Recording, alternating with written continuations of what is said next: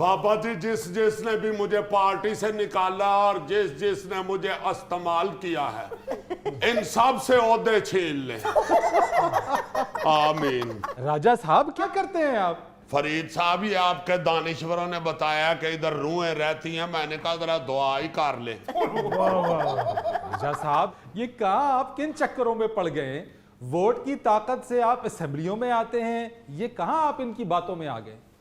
फरीद साहब, जब हर तरफ से कोई सुनता नहीं ना हक सच की आवाज, तो फिर मेरे जैसे शरीफ आदमी को पीरों फकीरों के दरवाजों पे जाना पड़ता है।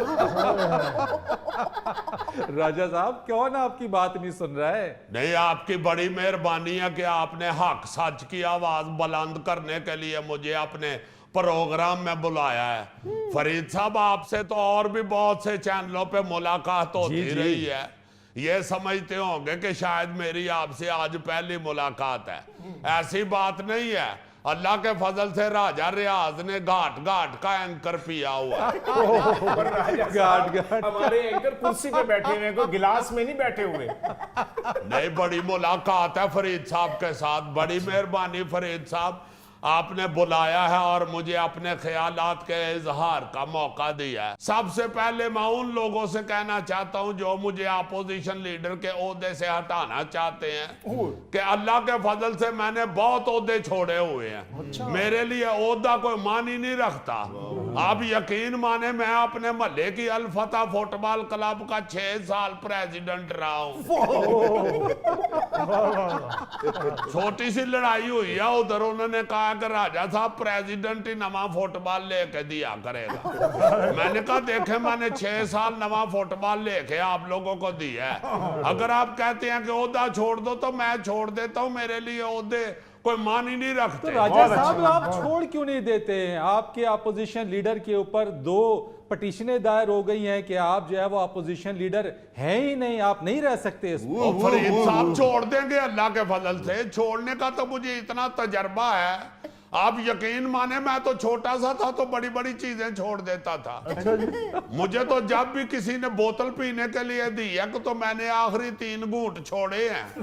हालांकि आप भी जानते हैं कि बचपन में कौन इतनी बोतल छोड़ता है। राजा साहब, वो आखिरी घूंट का ही तो मजा होता है। और नहीं यार, असल में मैं सुड़का बड़ी जोर से लगाता था। तो जब आखिरी 2-3 घूंट रह जाते थे तो मैं सुड़का लगाता था, तो वो बड़ी जोर से आवाज आती थी। वो 7 लोग डर जाते थे, इसलिए मैं फिर छोड़ ही देता था। और भी बड़ी बड़ी चीजें छोड़ी हैं। एक दफा मैं बर्फ वाला गोला गड्ढा खरीद रहा था। अच्छा। तो वो जो गोले वाला बंदा था वो ऊपर रंग डाल रहा था। अच्छा। उस वक्त मेरी नजर पड़ी है कि गुड्डी के ऊपर बो के आ रही थी। अच्छा। आप यकीन माने, रंग पड़ा हुआ, मैं गोला छोड़ के दौड़ गया। छोड़ने का अल्लाह के फजल से मुझे कोई खौफ नहीं है। मैं तो हर इम्तिहान में अंग्रेजी का पर्चा छोड़ के आ जाता। यकीन माने फरीद साहब, मुझे ऑफर हुई है क्लास में मॉनिटर बनने की। साथ टीचर ने कहा कि छुट्टी कोई नहीं करेगा मॉनिटर। मैंने कहा तुसी कोल रखो अपना ओहदा। मैंने अपनी तबीयत नहीं छोड़ी, ओहदे छोड़ दिए। ये तो ईमान से हमें देवदास में शाहरुख के डायलॉग मशहूर हो गए हुए हैं। पारो ने कहा घर छोड़ दो, फलां ने कहा शराब छोड़ दो, फलां ने कहा ये छोड़ दो, इसने कहा वो छोड़ दो। जितनी चीजें मैंने छोड़ी हुई हैं, देवदास में हीरो मुझे होना चाहिए था। राजा साहब, किसी ने ये नहीं कहा सियासत छोड़ दो?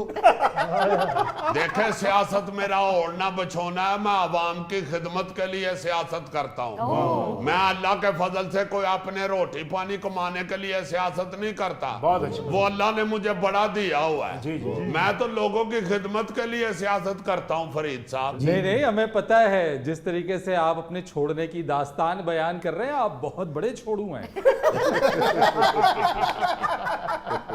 और यार देखना, कोई इस तरह की चीज ना चलाना। राजा पहले बड़ा जज्बाती हुआ है। राजा साहब, क्या बात है? वैसे बड़ी जज्बाती तकरीर कर दी आपने असेंबली के अंदर।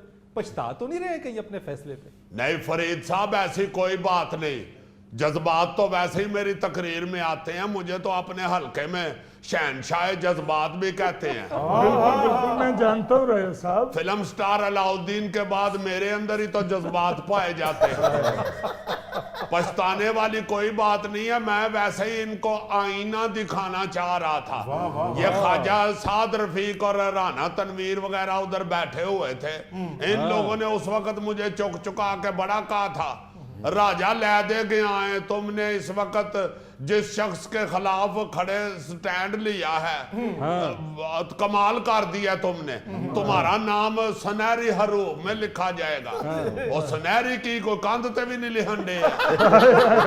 राजा साहब आपको झाड़ पे चढ़ा दिया था उन्होंने। तो और क्या फरीद साहब, उस वक्त इन लोगों ने मुझे इतना पंप किया कि मैं गैसी गुब्बारे की तरह छत पे जा लगा था। आप भी तो राजा साहब हवाओं में उड़ रहे थे उस वक्त। मुझे कोई पछतावा नहीं है फरीद साहब, मैंने हक और सच की आवाज बुलंद की है। मेरे साथ तो फरीद साहब सियासत में शुरू से ही जियासतियां होती आ रही है। मेरे तो मुखालफिन मेरे पोस्टर पाड़ के बाहरले मुल्क में भी दौड़ जाते थे।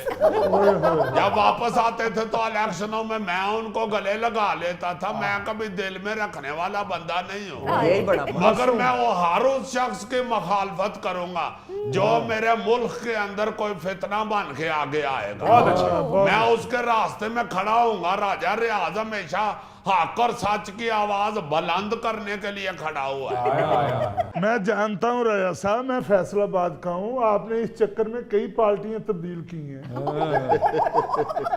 आपकी तारीफ पे लानत है। वैसे खुद तुम सिर्फ एक पार्टी ज्वाइन करते हो, अफ्तार पार्टी।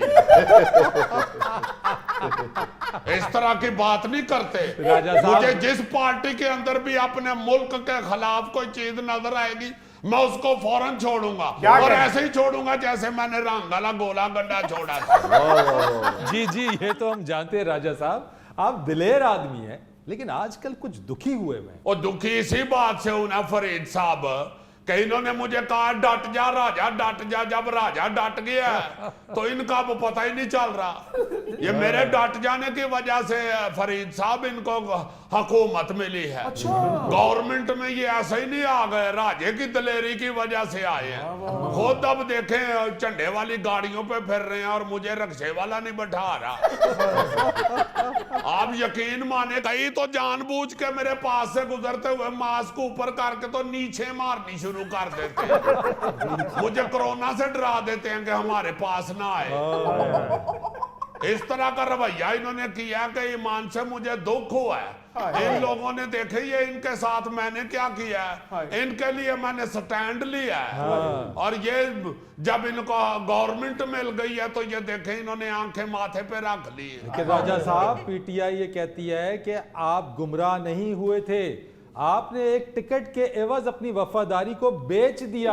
और कुदरत का इंसाफ देखिए कि आज आपसे कोई हाथ मिलाने को तैयार नहीं। और ठहर जाए, होए होए होए होए, ऐमें फजूल ना बात को हवा दिया करो। बात वो गलत कर रहे हैं। मैं बिका नहीं हूं अल्लाह के फजल से। एक पैसा भी अगर किसी से लिया हो तो मुझे असेंबली में गोली मार दे। वाह जी भुट्टो। और यार बात मेरी हो रही है, तुम बीच में भुट्टो ले आए हो। ये भुट्टो वालों ने भी तो मेरे साथ नाइंसाफी की है। इन लोगों ने भी मुझे कहा था कि राजा बड़ा शेर है। जब हुकूमत मिल गई है तो अब राजा इनको बकरा भी नहीं नजर आ रहा। अकेला राजा किस किस का रोना रोए। राजा साहब, लगता है आपके साथ हाथ ही हो गया है। नून लीग वाले तो लगता है आपको टिकट भी नहीं देंगे। आप देखे ना जरा, मेरी टिकट का कोई फैसला नहीं किया और खुद टिकटें लेके उम्रे पे चले गए। मगर मुझे फरीद साहब कोई गम फिक्र नहीं है। मैं अल्लाह के फजल से इनकी टिकटों का भूखा नहीं हूं। मैंने सारी जिंदगी टिकट पे सफर किया है। और तहरीक इंसाफ का आप खुद कह चुके हैं कि आप टिकट नहीं लेंगे। और बिल्कुल उनकी टिकट मैं कभी भी नहीं लूंगा। वो बेशक मेरी मिन्नतें करे, तरले करे, मैं नहीं टिकट लूंगा। हाँ, ये जो नून लीग है, जहां तक इसका सवाल है, वो अगर मुझे कहेंगे तो मैं गौर करूंगा। गौर करने के बगैर मैं नहीं टिकट लेता।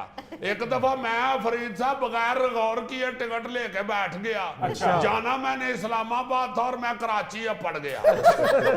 उस वक्त ही मैंने फैसला कर लिया था कि जब भी टिकट लूंगा गौर करके लूंगा। तो राजा साहब, लगता है जहांगीर तरीन साहब के साथ मिलके किसी नई जमात की बुनियाद रखने पर गौर कर रहे हैं आजकल। मीटिंग तो हुई है हमारी, जाहिर है आपके पास अंदर की बात तो होती हुई है, मैं आपको कोई झूठ तो कह नहीं सकता। वैसे मीडिया पे भी आ ही गया है, आपको पता ही है। नई पार्टी की जो मेकिंग हो रही है वो जहांगीर तरीन साहब के झंडे तले ही होगी।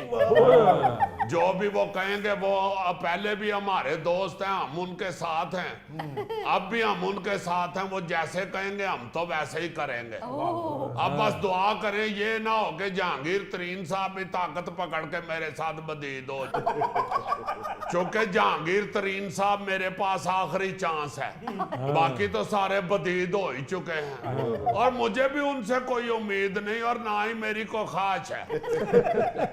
तो राजा साहब, अगर ये आखिरी चांस है, जहांगीर तरीन साहब भी तो पार्टी बनाएंगे, वो किसी ना किसी के साथ तो मिलेंगे, या तो वो पीडीएम के साथ मिलेंगे या पाकिस्तान तहरीक इंसाफ के साथ मिलेंगे। आप तो दोनों से ही बिगाड़ चुके। वाकई मेरे को गलती हुई यार, है तो बड़ी सियानी गल इन्होंने की यार। अल्लाह खैर करे बाबा जी, अल्लाह खैर करे। कोई एक पार्टी के दिल में रहम डाल दे। मुझसे गलती हो गई है, इंसान गलतियों का पुतला होता है।